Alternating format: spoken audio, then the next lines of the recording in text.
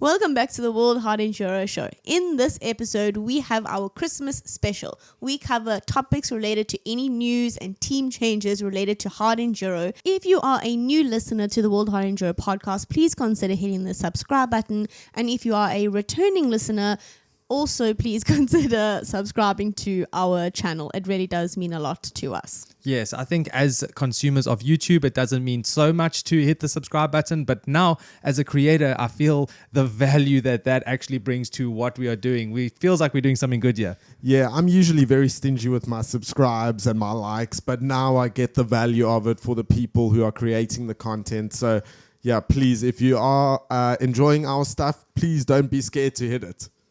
And into the episode.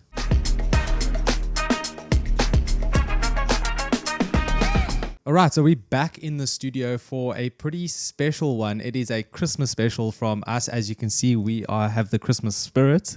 Yes, we do. Some of us. Brandon didn't get the memo, apparently. I didn't get the memo, but you guys look good. So you bring in the spirit for us. Thank you. We appreciate that. Ho, ho, ho. We thought it would be a good idea to give you guys some insight with what is actually going on in the off season for hard enduro. We're seeing a lot of team changes, riders moving to new teams, and really setting up for a pretty awesome 2025 season. Super Enduro begins in 2024, but then moves over into 2025 for that season. Hard Enduro begins next year. And I think it's a really good opportunity for us to talk a bit more about, in some way, you'd call it a silly season. I think Christopher made a really good point, when we were discussing earlier about how there's a lot of announcements being made on social media, but if you're not following everyone and keeping up to date and actively trying to know what's going on, it's actually quite easy to miss some of these team changes. So a really good opportunity for us to kind of consolidate all the information that we've come across in the last couple of weeks and share that with our hard enduro fans. I could not have said it any better. But very true. And I know for myself, I'm a big fan of the silly season. I personally am a visual creature, so I love seeing bike colors changing. I like seeing gear changes, and I like to see a preview of what I'm going to see the next year. And I'm thoroughly enjoying this off-season, silly season. It looks like there's a lot of changes happening. A bit different to what you would see from motocross and the supercross side, as super enduro and hard enduro run on completely different seasons. So the guys that are entered into the super enduro world championship would be announcing their teams now is what we're basically seeing. And the hard enduro stuff, you could actually start seeing a little bit later. We could see some more announcements coming at early 2025 for the hard enduro guys leading up to the season. So yeah, that's something to also look out for, but there's enough to be spoken about right now. So correct. So let's get into the first team change that came about quite close to the end or just after the Hard Enduro World Championship season, and that was the Brightmore Brothers. Yes, this is an exciting one. I think what an achievement for them. They've definitely shown that they are here to take some wins, actually. I think that they definitely have that ability. They're young. They announced that, if I'm not mistaken, at EICMA this year, which is a motor show festival, which looked really, really cool. Chris, what do you think about the guys on X-Grip, and then also moving from TTR Squadra Course Husqvarna to the gas color change, I must say, this one actually caught me by surprise. I was not expecting this in the slightest bit. I think it's so cool for them. Mitch now moving up to the premier class of the Hard Enduro World Championship, and it seems like a solid team. Not that TTR was not, but I like what I'm seeing from them. And if you follow their Insta, it looks like they're really putting in the work, and I didn't actually realize how skillful these boys are. If you see them on a super enduro track, it's breathtaking. Like I've not seen maneuvers like that being done, and I didn't know 300cc bikes could do that. But I'm excited for them. It seems like this is now their career from, I guess, 2025 on. So that I support 100%. And yeah, I'm excited to see what they do in 25. Yeah, good point. And now they've moved from working, I think, for their family business in construction to full-time races. So they have now the ability and the opportunity to take every day and basically improve their skills and get better and better on the bike. It's really, really good, really cool to see. And not just for one, but for both the Brightmore brothers. I think that's also really cool. Yeah, when they did the photo shoot and we saw, all of those photos come out from the announcement, you could really see like the excitement and the happiness on like everyone's faces, and just how it seems like a really good fit. I'm excited to see, what the new season is going to look like and how they're going to perform. But I do think that with TTR Squadron Course, I think that they did so well and they really stepped into that, championship kind of mindset.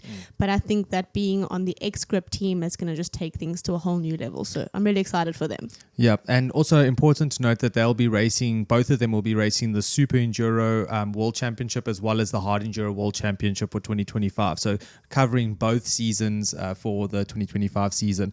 And yeah, and kudos to X-Grip. I mean, to be fair, I don't understand why no one else was chomping at their heels trying to get them on their team. It was a done deal. I mean, from my side, Mitch coming fifth in the Premier class for last year, the championship, easily contending with the top boys. I mean, yeah, really cool to see that X-Grip. I don't know who's got the deal, if it was the Brightmore brothers or if X-Grip got the deal. Yeah. It really is just like, it seems like it's a win-win there. Yeah, win-win. And these brothers, it kind of relates or reminds me a lot of in MXGP, the Coonan brothers, and in AMA, the Lawrence brothers. Like, they're super young, they're doing extremely well, and both of the brothers are signed to the same team, which is something you never really saw, right? Like, I don't think Hard Enduro has ever seen it. No. And for motocross and supercross, it's only really recently. Obviously, there were brothers that raced before, but it seems to be a trend that's popping off, and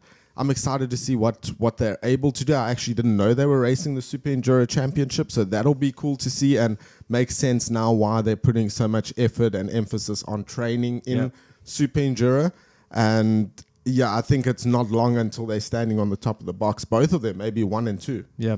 Speaking about X-Grip, don't we have something very exciting? We're in the Christmas spirit. We've got, the giveaways to get going here. Tell us, Darren, what can our listeners expect? Well, I'm not going to give it away. Okay. But I am going to say that, yes, there is an X-Grip giveaway. But you need to keep an eye on our social media. It will be dropping around the same time that this episode drops, around Christmas time.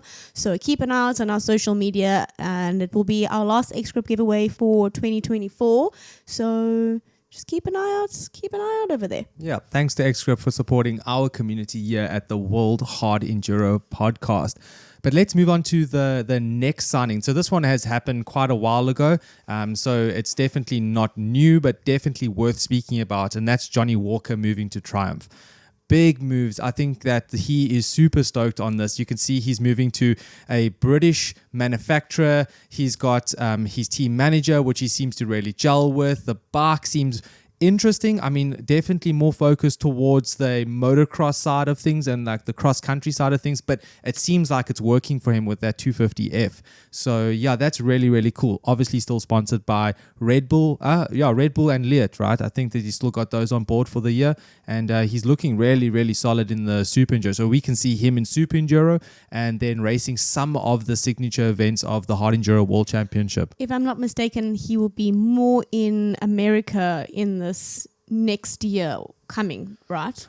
He will be for the European Super Enduro World Championship, and then next year we don't know just yet because the championship will run to the beginning of the Hard Enduro World Championship. So what his decision is there is I think they're playing it by ear as well, seeing how things go. I know, looking at the information on Triumph's website, that they are looking for another rider for America. So it could be that there might be a signing coming up for 2025, an American-based rider that is like dedicated to racing the super, or it's called Endurocross in America. So the Endurocross series and then the Hard Enduro series there. So yeah, what do you think of these first impressions on Triumph? He looks good, eh? He looks good, and I think it would be so cool if he did join the Hard Enduro World Championship, because that's another manufacturer and a very popular name that brings in a lot of viewers, I guess. And just to have not just the Japanese or Austrian brand, but now actually a UK brand, UK brand racing the European Championship, I think it makes sense for him to be doing it. So I hope that they do end up picking him to go that way. But overall, if I look at him on the bike, he looks solid. He looks good. The bike looks amazing. I've heard good things about it from just 1 year of being in the motocross side. I see they're expanding and making their team a whole lot bigger in both Supercross and MXGP. So I think that it's not going to be long until they're deep in the hard enduro scene as well. And who knows, maybe we see a hard enduro version of their bike coming soon.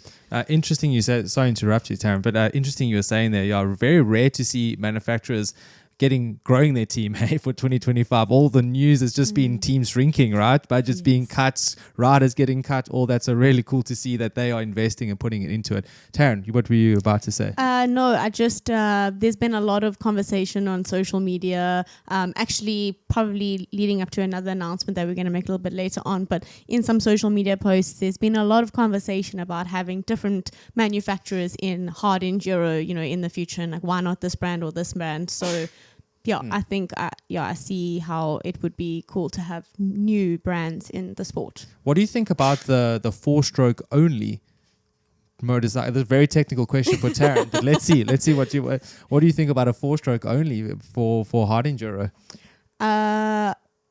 From my knowledge of hard enduro, four-stroke is, so if I'm not mistaken, it's a 250 four-stroke. Correct. Right? Isn't that something which, I know I'm probably giving away the announcement now, but isn't that something that Cody Webb is going to be riding? In enduro cross, so super enduro, so not so much the hard enduro side of things. So if he's choosing to ride it in super enduro, why would you have it in hard enduro? But it is a little bit different because Cody is riding the two-stroke and Jonny has the four-stroke. Only, because there's no two-stroke for Triumph. Why would they not have a two-stroke? Well, they're new. They're a new brand. That's the first bike they developed. They only just dropped their 450, so they didn't even have a 450 up until they basically only had one bike, which was the 250F. So there weren't many options, which is very interesting as to why they have gone the route that they've gone, and that's what makes me think that they will develop more later on. If they're investing in enduro riders, there must be a reason for it.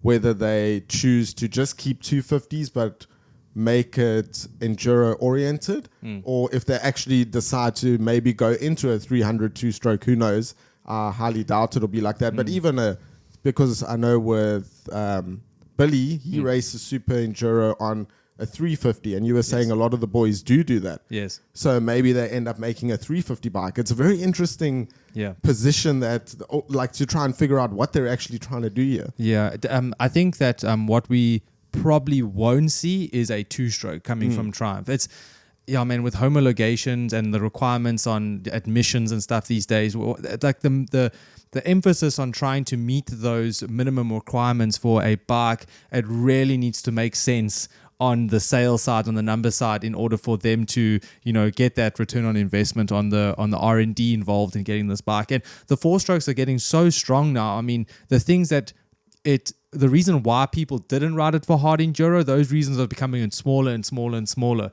each year as the development goes, with fuel injection and, heat management of the motorcycle. So that's it could be interesting to see. And I also never understood, I don't ride at any sort of elite level, or I've never done enduro racing, hard enduro racing, but when we go riding, I ride the four-stroke, you ride the two-stroke, and I've thought it was a solid bike. I haven't understood why people don't. Obviously once I rode your 300, I understand, but it's a very minimal difference. I think maybe if you're at the elite level for sure, but for your everyday rider, I would choose a 254 stroke to go and play in the bush with. Yeah. I loved it. Yeah. So you mentioned our next announcement. I think we should get into that with Cody Webb. Yes. So something that was very unexpected was when Cody Webb left Shoko. I wouldn't say it was unexpected that he left Shoko because, he had a really good run with them. I think it was at least 5 years that he spent with them, growing the brand in America. But amongst ourselves, we had a lot of guesses as to which brand he would go to. But the announcement to move to Yamaha was one that none of us saw coming. You're right there. I mean, I for sure, especially after reading the press release for Triumph and going into deep detail with Triumph, I thought for sure that he was going to be on that bike. And and during our interview seeing him with the Yamaha shirt on, I was like, yeah, that was not expected for me. So, but really, really cool to see. Yeah, and I think to get any more information on that, definitely watch that episode. I watched it with yourself and Cody, and it was so insightful. I absolutely loved it. But I'm pretty sure that I did guess that he was going to Yamaha. No.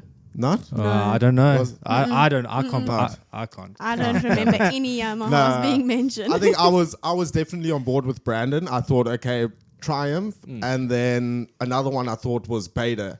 I thought he might be somehow taking Johnny's position in some way, but this I did not see coming at all. I called Fantic. That was my suggestion. That was my assumption.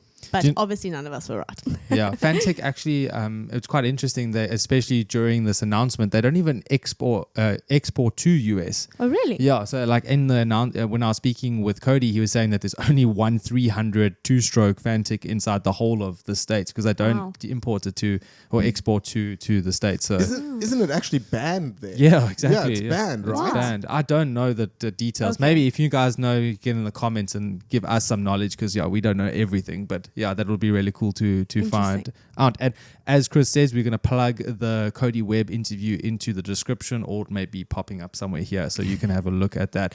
But speaking about beta, or is it Beta? I'm going to say beta. Okay, I've said beta, but I've heard people say beta. Okay, Beta. So if you say Beta, you say Beta, I'll say Beta. Peter.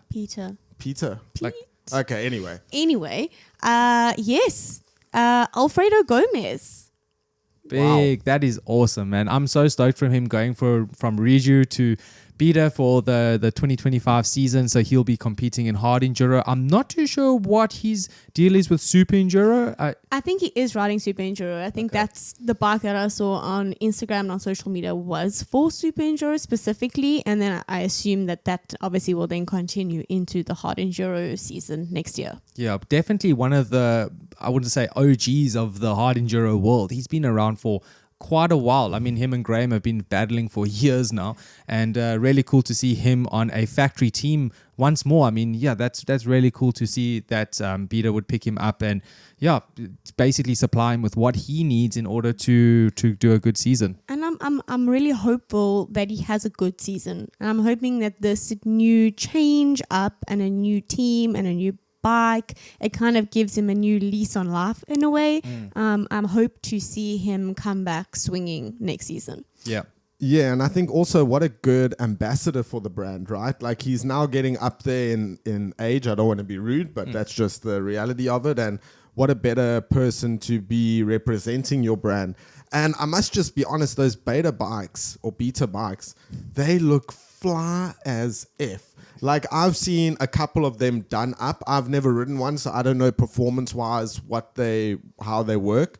But they look so fresh, man. They look clean as hell. I fully agree. Like when the announcement came of like Alfredo, I was like, oh my gosh, that actually looks so good. Yeah. I'm just get a picture of Benny Bloss on a beta, and that's just this Goliath of a guy on this bike, and just makes it look small. But I agree. I think the bike is cool. And they've put a lot of work into it as well, coming from a trials background as well, the company. So the bike is quite a solid platform compared to Riju, I think. Yeah. Have you ever ridden a beta or beta? I have not ridden a beta. You haven't? No. Me neither. No, I haven't. Or a Riju. It's an old Husqvarna platform. Okay. So the red and white Husqvarnas, like that became Riju. Yes. Yeah. And then speaking about Reju, so we actually had a move from Reju, a UK rider, William Hoare, going from Reju to TTR Quadricore. So TTR Quadricore not leaving those spots empty from Mitch and Ashton Brightmore. They're picking up another UK rider looking for their talent, and that's also a really cool move and really stoked for him. He'll be competing in the Super Enduro World Championship and then most probably inside some of the rounds for the Hard Enduro World Championship. I agree. It's exciting to see them still supporting riders within the Super Enduro and Hard Enduro championships and giving, new riders the support and opportunities to perform and, just to get more experience and hopefully travel a bit more to improve their riding abilities. Yeah, and I would hate to have seen this team go away, so I'm really glad that they are still in it. These smaller teams that they put so much effort just to be a part of the championship, and I'm glad that they got such a solid rider as well. I mean, losing Mitch and Ashton is unfortunate, but picking up Will, that's a good find. And if I'm not mistaken, Will is also, it's like a combination with TTR Quadricourse and Plus Tires. Yes. Yes. Yeah. I think Plus is the tire sponsor and one of the main sponsors for that team. Yes. Let's see if Will can still get that jump start on the Erzberg race coming out the gate just into that first corner when everyone's on the line. That was good. That was a good one. Yeah, it was up and out quickly. And then moving on to the next one. The last announcement with regards to team changes that we have is Radford Chugg moving, or actually not moving, getting picked up and sponsored by Sherco UK. So cool. Again, we've got an interview coming up, or it's already happened, that you can go have a watch where I get to speak to Radford about his season and what he did. But as I said in that interview, one of the most likable guys, man. Really, really cool guy and super happy for him. Yeah, what a personality, like such a legend. I've never met him personally, but so entertaining to follow his channel. He's involved in a lot of things that I like. But yeah, so cool for him, right? Because I remember from your episode, he basically went out and did this whole season out of his own pocket. Yes. He almost gave up everything, bought a van, and just carted this bike around to be a part of the championship. So now for him to have some support, that is so wicked. I think the championship is better with him in it.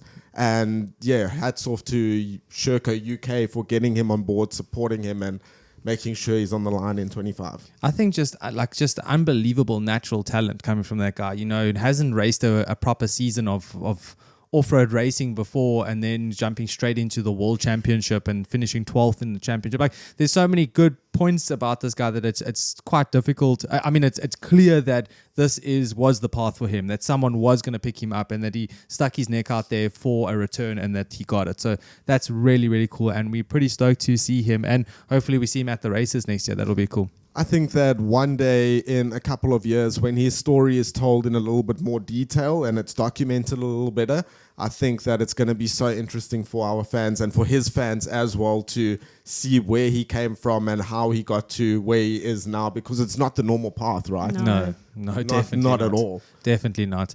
But moving on to the news section. I think that someone hit me up recently, and I'm part of the inside loop, so I don't know if I can break this news, but I heard Yes. that apparently Manny is not on KTM anymore. Hey, I don't know if we can say this on here. We might have to cut it out. But yeah, I think by later it'll be, but by Christmas at least. by Christmas it'll be.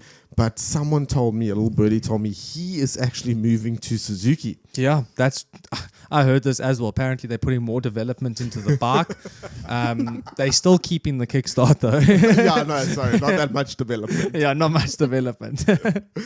No, that's just a joke. It's not. We're just taking the pew. Yeah, exactly. But yeah, But that would be cool.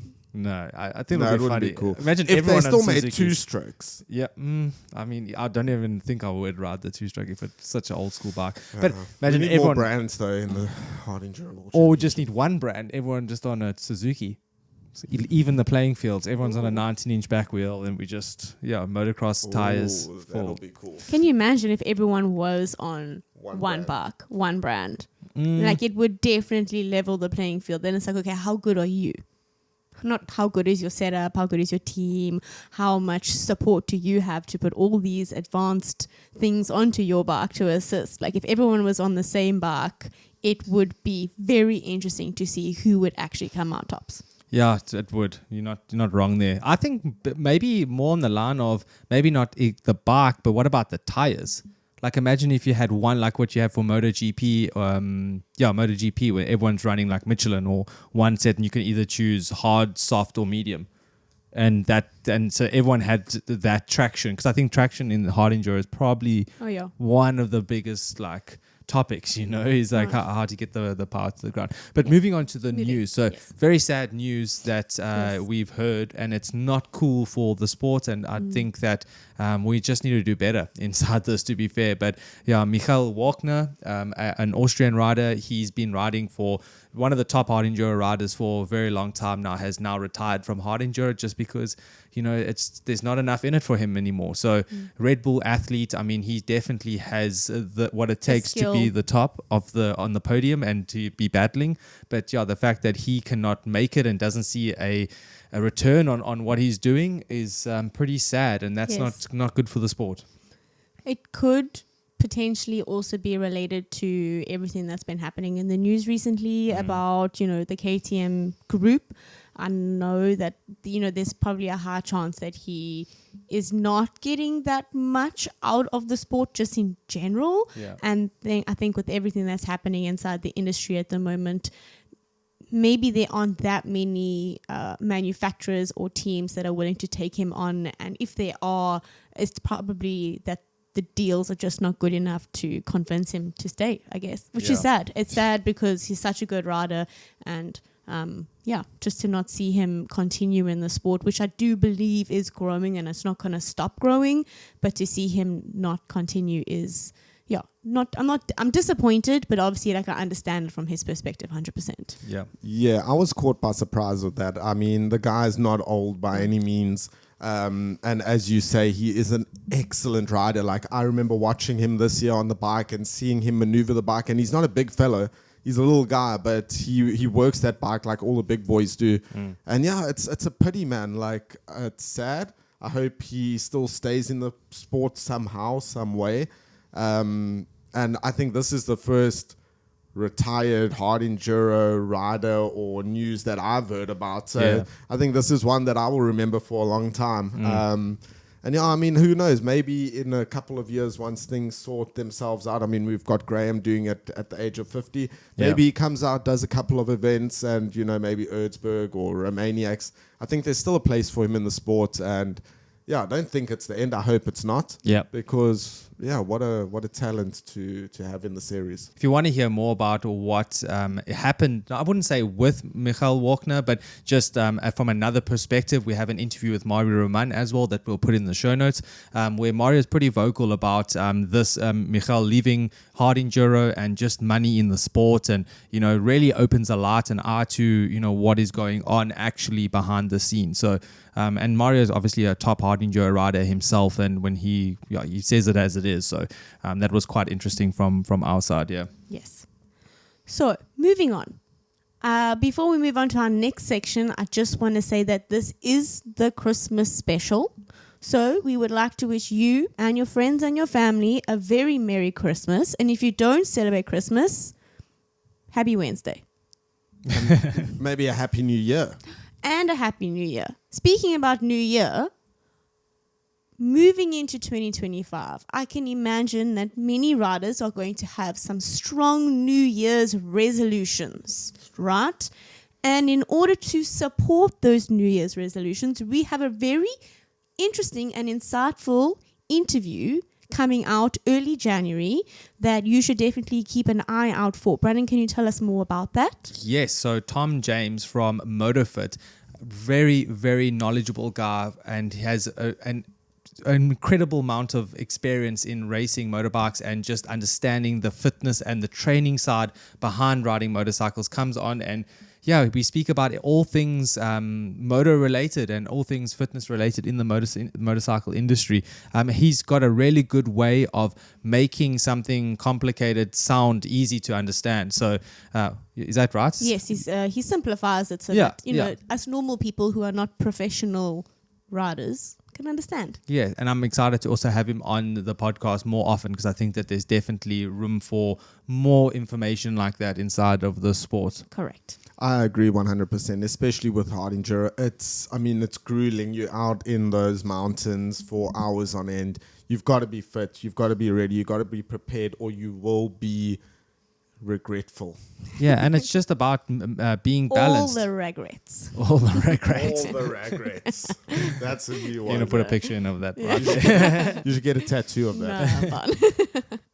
And then basically ending off this podcast episode, we just really want to thank you guys as our listeners for supporting us here on the World Hard Enduro podcast for the last year. It's been a crazy ride from us, from something that we just started as we thought people needed more information for hard enduro and we enjoy it and love it, to something that really is cool. I think that everyone's talking about their Spotify catch up, and we were on 61 people's number one podcast episodes. They're listening to us like religiously, and I think that that's really cool. So big shout out to you guys that are big fans of us and what we do here. Yes. It still blows my mind, to be honest. I don't think I can fathom it, how it started and where it's gotten to. Yeah. But I'm so excited for the future. I'm so excited to have everyone on board with us, and onwards and upwards from here with the help of you guys. Thank you so much. And with the new year coming, we decided to put our time and effort, more time behind this, and we created a website where you can actually see more information about what we do here at World Hard Enduro.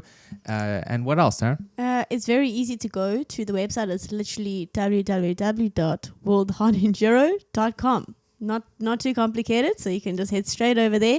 And I recommend signing up for the newsletter, because we hope to put a lot of work and time and energy and effort into sending out frequent newsletters that give you updates on any hard enduro related news and information from the weeks, as well as direct links to any latest podcast episodes and insights into episodes that have not dropped yet. So if you want to keep up with hard enduro related information, make sure you sign up to the newsletter. Epic. Awesome. Okay, you guys go have a great Christmas. We are going to go eat ourselves fat. So you guys, enjoy the family time. And last words. Don't forget to Add gas. gas. Wow.